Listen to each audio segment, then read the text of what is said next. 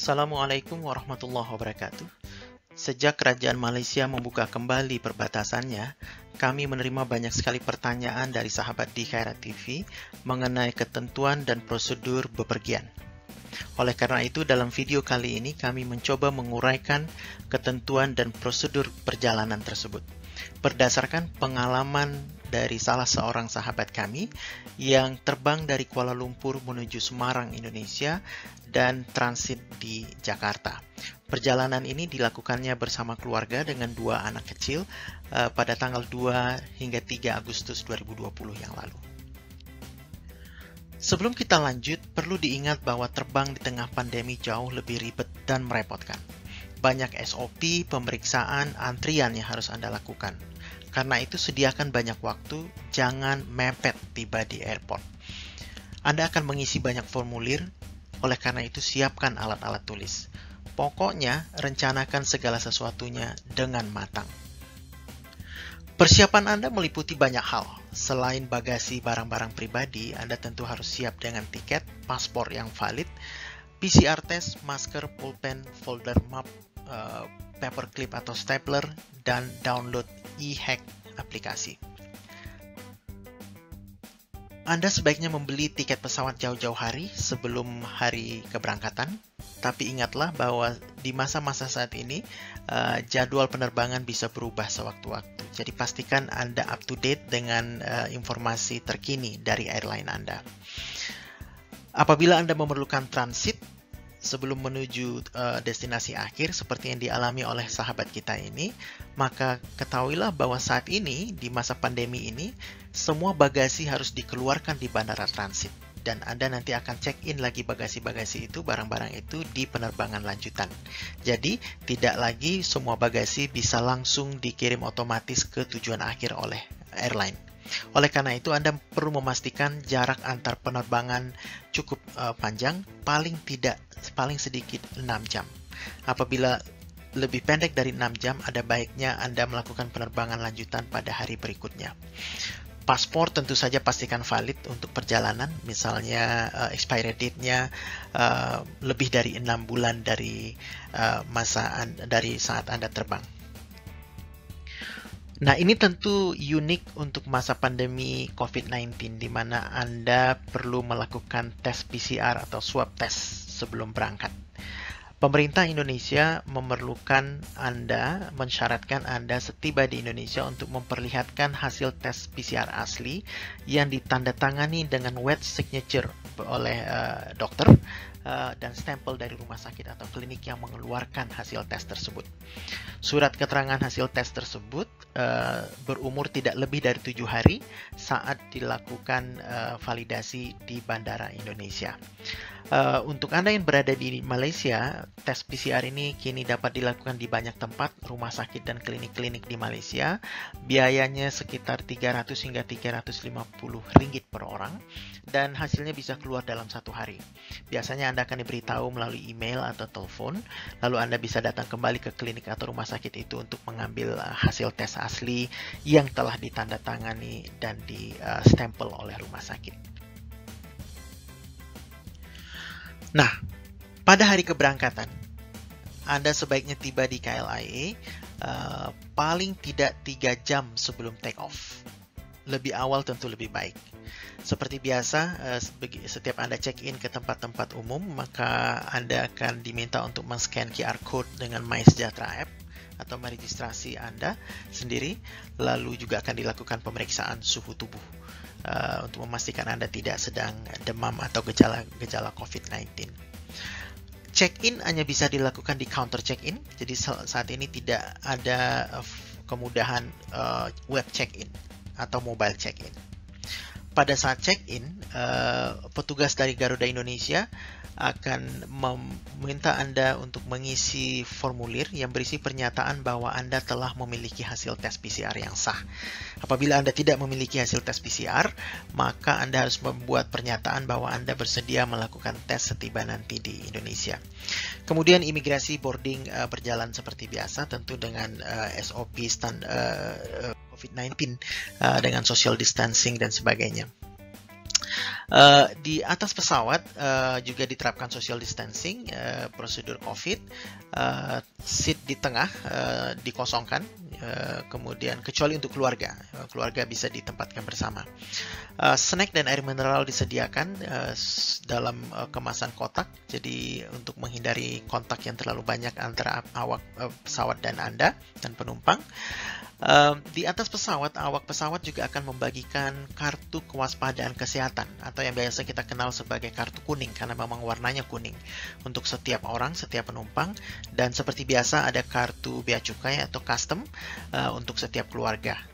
Dan sebaiknya dua formulir ini diisi di pesawat untuk menghemat waktu, apalagi kalau Anda bepergian dalam rombongan atau dengan keluarga dengan anak-anak. Oleh karena itu, Anda perlu sekali memiliki alat tulis, paling tidak bolpen.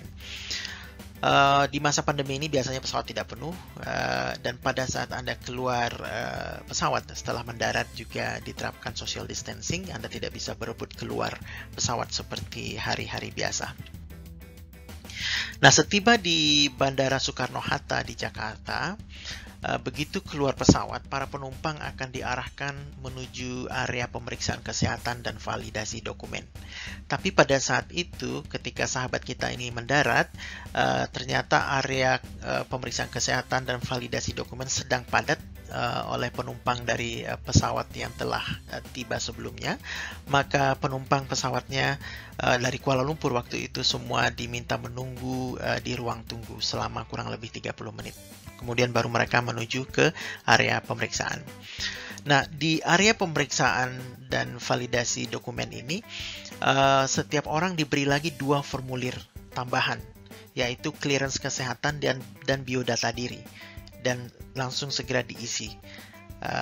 Jadi lagi-lagi Anda memerlukan sekali ada alat tulis atau bolpen. Setelah selesai mengisi semua formulir ini, satukan dengan paspor dan hasil PCR test yang Anda bawa dari Kuala Lumpur tadi. Sebaiknya satu orang dikumpulkan satu file, satu folder. Oleh karena itu, Anda memerlukan stapler atau paperclip untuk menyatukan dokumen-dokumen tersebut, atau akan lebih baik lagi apabila Anda juga menyediakan map atau mungkin plastik folder sehingga dokumen tersebut juga betul-betul aman dari risiko tercecer atau hilang. Kemudian Anda perlu antri menanti giliran pemeriksaan kesehatan dan validasi dokumen. Jadi setelah tiba giliran Anda, yang akan terjadi adalah dokumen yang Anda punya semua akan diperiksa. Kemudian terutama hasil PCR test yang ditandatangani rumah sakit dan di-stamp oleh rumah sakit itu akan divalidasi oleh petugas kesehatan. Mereka akan menggunakan pakaian protection atau PPE. Kemudian kartu kuning yang Anda isi, yang Anda dapatkan di pesawat tadi akan diambil sebagian oleh petugas, sebagian lagi akan dikembalikan kepada Anda. Suhu tubuh Anda akan dicek dan juga akan dilakukan cek denyut nadi atau saturasi. Kemudian setelah pemeriksaan kesehatan dengan petugas dari Kementerian Kesehatan itu, masih akan ada validasi ulang hasil tes PCR oleh anggota TNI. Lagi-lagi memastikan bahwa hasil tes PCR itu betul-betul valid. Setelah itu, para penumpang akan dibagi menjadi 2 grup. Grup pertama adalah mereka yang memiliki hasil tes PCR yang valid, seperti sahabat kita ini dan keluarganya.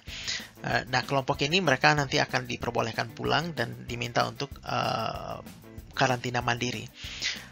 Kelompok kedua adalah kelompok yang tidak memiliki hasil tes PCR, tidak membawa hasil tes PCR dari negara asal, atau dia mungkin membawa hasil tes PCR tapi hasil tes itu dianggap tidak valid lagi. Misalnya umurnya sudah lebih dari 7 hari. Nah, untuk kelompok kedua ini mereka akan mendapatkan formulir lagi dan mengisi formulir lagi terkait dengan tes PCR yang harus mereka lakukan setelah ini dan juga karantina yang harus mereka lakukan. Nah, terkait dengan karantina, apabila mereka sanggup membayar baik PCR dan karantina, maka mereka bisa karantina di hotel. Kemudian apabila mereka tidak mau membayar, maka mereka bisa memilih fasilitas PCR dan karantina yang gratis dibayar oleh negara, dan karantina itu akan dilakukan di Wisma Atlet. Nah, mereka kelompok kedua ini akan diberi kalung berwarna untuk identifikasi bahwa mereka sebenarnya harus melakukan prosedur lanjutan, tidak bisa dilepaskan pulang. Kemudian Anda akan terus lanjut ke imigrasi. Semua autogate di bagian imigrasi ditutup, jadi harus dilakukan melalui counter. Antrian bisa panjang, bisa banyak penumpang yang tiba di area imigrasi. Ada prosedur social distancing, tetapi banyak penumpang yang tidak selalu patuh, jadi Anda perlu mengantisipasi hal ini. Kemudian setelah imigrasi, seperti biasa Anda ke pengambilan bagasi. Karena proses pemeriksaan kesehatan validasi dokumen tadi hingga imigrasi memakan cukup banyak waktu, paling tidak sekitar 2 jam, maka bagasi-bagasi itu tidak lagi ada di atas bel atau carousel, tetapi sudah ditumpuk, disusun di salah satu pojok atau tempat di area bagasi. Anda tinggal mengambil saja bagasi Anda dari tempat itu, dan di area itu ada validasi hasil tes PCR lagi dilakukan oleh anggota TNI untuk memastikan bahwa semua valid. Kemudian Anda boleh menuju pintu keluar.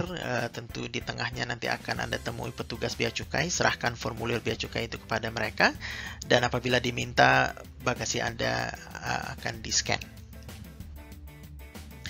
Nah, setelah ini, bagi mereka yang memiliki hasil tes PCR yang valid, mereka sudah boleh pulang. Atau sahabat kita ini, karena ia dan keluarga memiliki connecting flight besok pagi, maka mereka menginap semalam di hotel yang juga berada di lingkungan bandara. Sementara itu, penumpang dengan tujuan Wisma Atlet, mereka diatur kembali, diminta untuk antri menuju bis yang sudah menunggu, disediakan snack dan dijaga oleh anggota TNI. Nah, itu prosedur hingga mendarat dan keluar dari Bandara Internasional Soekarno-Hatta di Cengkareng. Nah, berikutnya untuk penerbangan domestik lanjutan yang dilalui oleh sahabat kita ini dari Jakarta menuju Semarang. Pesawatnya pagi, take off jam 8 pagi. Sahabat kita ini check-in sekitar 2 jam sebelum take off time. Tapi perlu dicatat di sini bahwa ternyata ia tidak bisa langsung check-in. Ia harus pergi ke counter khusus untuk validasi hasil tes PCR. Jadi hasil tes PCR yang sudah divalidasi berkali-kali sehari sebelumnya tetap harus divalidasi lagi pagi itu. Kemudian ia kembali ke counter check-in dan melakukan check-in seperti biasa, termasuk bagasi-bagasinya. Memasuki ruang tunggu, di sana ternyata dilakukan lagi pengecekan atas hasil PCR. Di atas pesawat menuju Semarang ternyata dibagikan lagi kartu kuning, kartu kewaspadaan kesehatan untuk diisi kembali. Lalu ketika mendarat di Bandara Ahmad Yani Semarang, prosedurnya kurang lebih sama dengan Jakarta, di mana para penumpang yang baru tiba diarahkan untuk melakukan pemeriksaan kesehatan dan pemeriksaan hasil tes dokumentasi segala macam. Kemudian tentu hasil tes PCR akan divalidasi lagi, demikian juga dengan kartu kuning. Tetapi kali ini kartu kuning tersebut tidak disobek dan sebagiannya tidak diambil oleh petugas, tapi sepenuhnya dikembalikan kepada penumpang.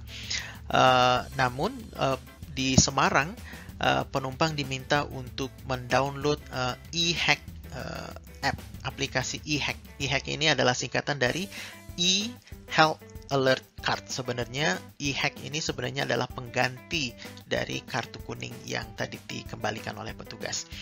Anda harus register di app ini dengan nomor KTP dan nomor induk kependudukan bagi anak-anak yang tidak memiliki KTP.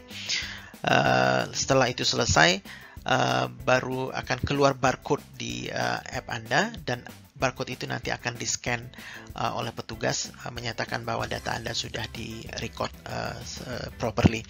Nah, oleh karena itu, di awal tadi kami sarankan Anda untuk mendownload apps e-hack app ini lebih awal, apakah sejak di Indonesia, bahkan bisa jadi ketika masih di Malaysia, dan mulai melakukan registrasi di situ, karena registrasi ke dalam apps juga cukup memakan waktu, apalagi kalau Anda bepergian dengan keluarga atau dengan rombongan. Setelah petugas men-scan barcode di e-hack app Anda, maka Anda diperbolehkan pulang dan karantina mandiri selama 14. Oke, itu saja informasi dari Dikaret TV kali ini yang menjelaskan secara cukup detail ketentuan dan prosedur yang harus Anda lalui apabila Anda terbang dari Malaysia menuju Indonesia. Dalam hal ini sahabat kita terbang dari Kuala Lumpur menuju Semarang dan transit di Cengkareng, Jakarta. Stay healthy dan stay safe. Jaga jarak. Mudah-mudahan informasi ini bermanfaat. Wassalamualaikum warahmatullahi wabarakatuh.